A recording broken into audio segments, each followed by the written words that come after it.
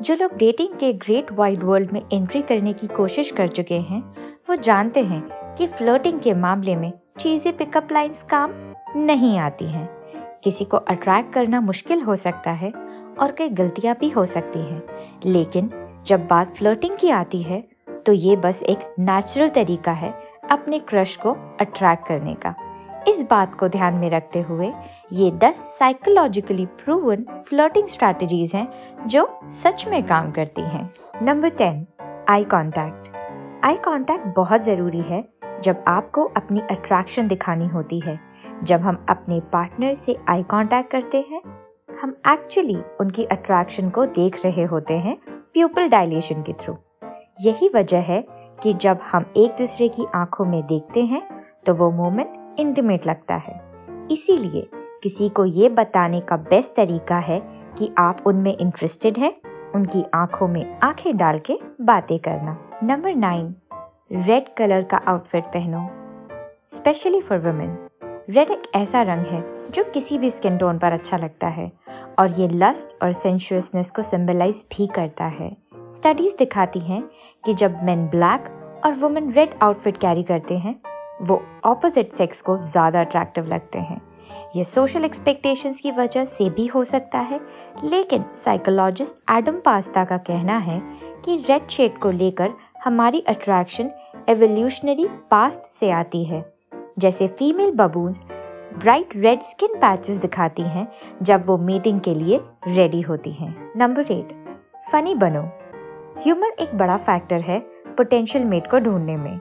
University of Mexico के psychologist professor Jeffrey Miller कहते हैं कि फनी होना एक मुख्य तरीका है जिससे हम डिसाइड करते हैं कि पार्टनर कितना अट्रैक्टिव है, क्योंकि ट्रूली फनी होने के लिए इंसान को जल्दी सोचना और क्रिएटिव होना पड़ता है, जो सर्वाइवल के लिए इम्पोर्टेंट स्किल्स मानी जाती हैं।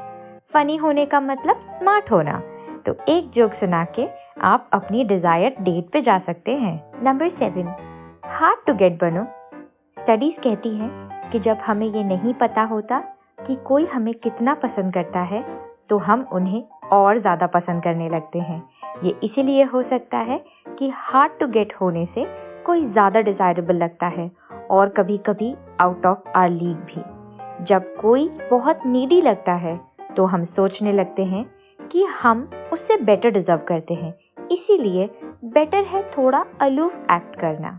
अगर आप वुमेन हो तो स्माइल करो। एक स्माइल न सिर्फ ह्यूमर और केयरिंग नेचर को दिखाती है, पर गुड हेल्थ को भी।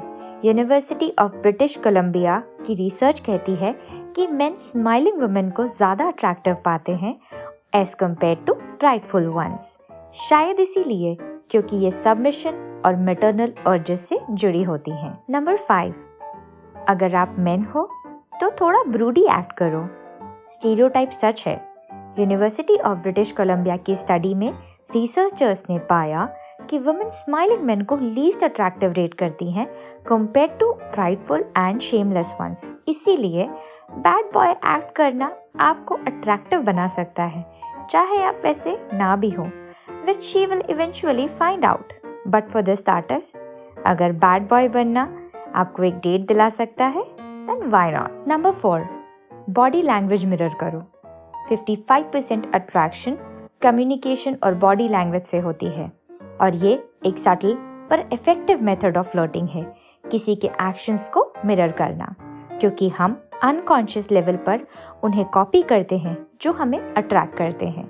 ये एक साइन है कि हम उनकी बात में इंटरेस्टेड हैं। मिररिंग ना सिर्फ गुड कम्युनिकेशन स्किल्स को दिखाता है, बल्कि ये भी कि हम उनके थॉट्स और फीलिंग्स में इन्वेस्टेड हैं।